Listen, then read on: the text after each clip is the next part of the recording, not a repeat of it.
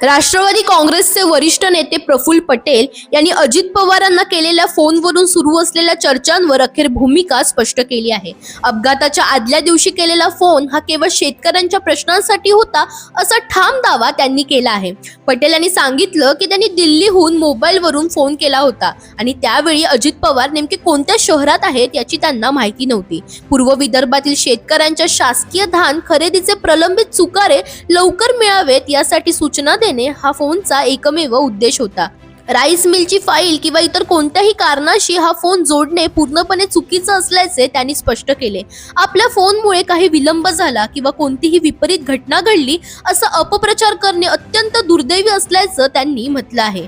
अजित पवार यांच्या कथित विमान अपघाताची घटना ही राज्यासाठी धक्कादायक असल्याचे नमूद करत अशा गंभीर प्रसंगाला सामान्य लोकांच्या कामाशी जोडणे योग्य नाही असेही पटेल यांनी स्पष्ट केलं।